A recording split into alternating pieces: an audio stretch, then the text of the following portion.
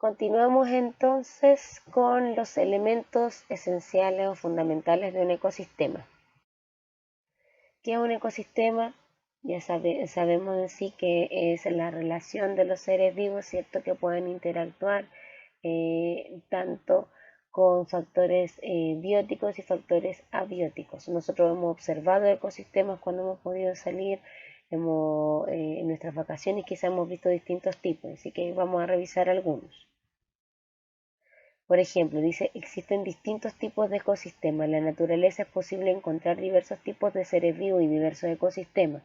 Aunque existen muchos ecosistemas distintos, podemos distinguir tres grandes tipos. Uno, los ecosistemas acuáticos, que son los organismos vivos que se desarrollan e interactúan en el agua, ya sea en océanos, ciertos ríos o lagos. Y los ecosistemas terrestres, los organismos vivos se desarrollan e interactúan sobre la superficie de la Tierra. Y por último, un tercer gran tipo, los ecosistemas mixtos, es decir, los organismos vivos se desarrollan e interactúan en zonas donde limita el agua con la tierra, como en las costas y en los humedales, por ejemplo.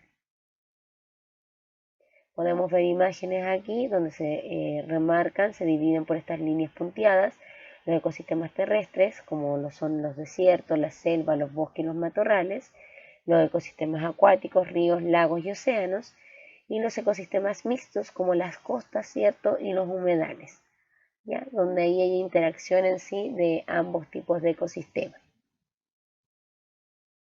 Vuelvo a repetir, existen factores no vivos o elementos sin vida, que quiere decir que no crecen y no cambian por su cuenta, tampoco se reproducen y no se mueven por sus propios medios.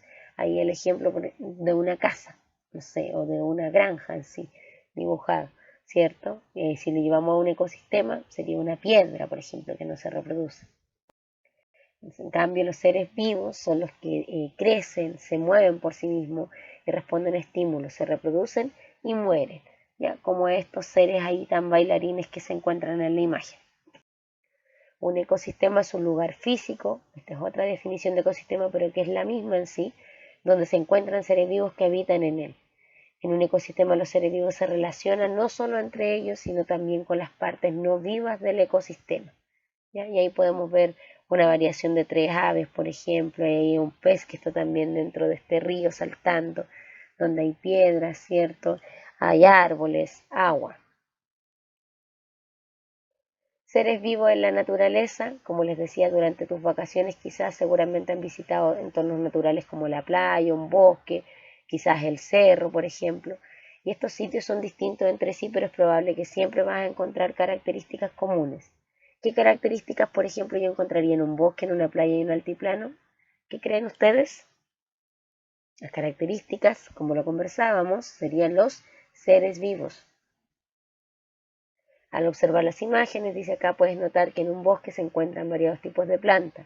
En la playa puedes encontrar aves y algas marinas, y en el altiplano, debido a la temperatura y el tipo de suelo, aunque en menor cantidad, igual se encuentran plantas y animales.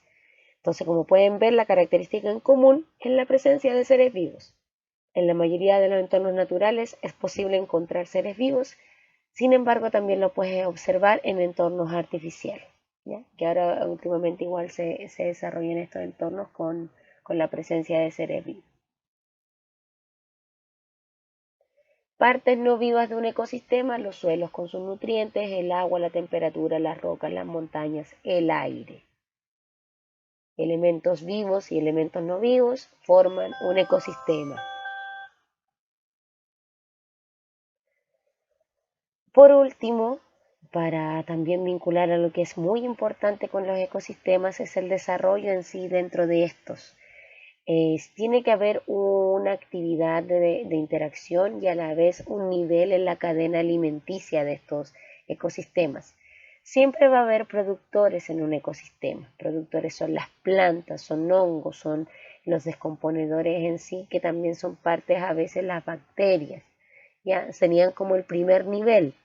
Luego serían los herbívoros o consumidores de primer orden, ¿ya? Que son los que se comen en sí las plantas, ¿cierto? Y este arbusto, esta hierba. Luego estaríamos con los carnívoros de primer orden, que también están detallados ahí, como aves rapaces, por ejemplo, algunos lobos, etc. Y por último ya los de segundo orden que son más vistos en la selva, por ejemplo, como leonardo, guepardo y el león, ¿ya? Pero estas relaciones son importantes en un ecosistema, si bien pueden parecer bastante fuertes, por ejemplo, al ver algunos documentales, pero en sí son parte de la vida y parte del desarrollo en sí. Si no, existiría una sobrepoblación y una carencia de alimento. Por lo tanto, ellos en sí tienen que ir interrelacionando. Los animales son los únicos seres vivos que no matan por placer, sino que matan por hambre, matan para alimentarse. Yo recién le decía que el hombre también es parte de un ecosistema, pero muchas veces altera de manera negativa el ecosistema, realizando una tala indiscriminada de árboles, una contaminación a nivel de minerías, por ejemplo, y obviamente una caza indiscriminada de animales que a veces lo hacen por deporte. ¿Ya? Cuando uno hace daño al ecosistema, al final lo estamos dañando nosotros mismos porque es un conjunto que es parte de nuestra vida, de la que nosotros mismos utilizamos. Recuerden que los árboles nos dan ese oxígeno tan necesario para nuestra vida. ¿Ya? Ya chicos, esto sería lo último en resumen de las clases de la tutoría. Les voy a dejar los 4 links. Ya es la única forma que tengo de compartirlos por YouTube porque son muy pesados para enviar videos directos por WhatsApp. Estoy tratando de averiguar cómo grabar las clases vía Meet y así poder compartírselo a todos los compañeros que no se pueden conectar. Ya, un abrazo, cuídense mucho, seguimos en contacto.